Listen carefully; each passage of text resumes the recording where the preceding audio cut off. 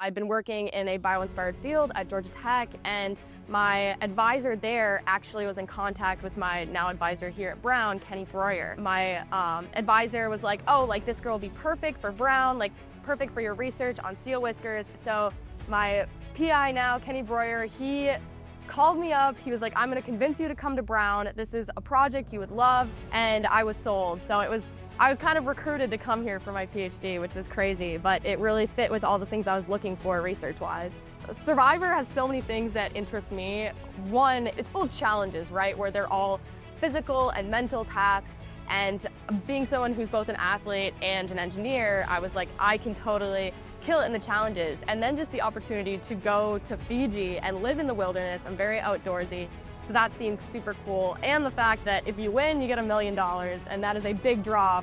I'm Eva Erickson. I'm from Eagan, Minnesota. I'm in my 3rd year of my PhD in engineering and fluid and thermal science here at Brown. The basics of what I do is that I study how seals use their whiskers to locate objects in water and how that can be implemented in sensory tech for the Navy. Seals have a very unique geometry to their whiskers. So instead of just having a regular circular cylinder, like different species of sea lions have, seals of the Phocidae family have undulated geometry. So it's wavy in both cross sections.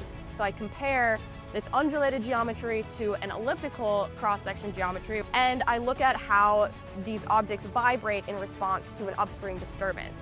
So I have a flapping foil that is generating a vortex wake similar to how a fish swims, and then have this 50 times scaled up seal whisker model that responds by vibrating, which is how seals sense, is by assessing these vibrations that they feel in their whiskers. On submarines, a lot of times they're using sonar, so it sends out a signal that comes back, and that's actually very damaging to marine life. It also gives away crucial information about your own location. So using a sensing system based off of seal whiskers would allow passive sensing based on a vortex wake that would be generated by a passing object. My research is funded by the Office of Naval Research, as well as I am funded by the National Science Foundation through a graduate research fellowship.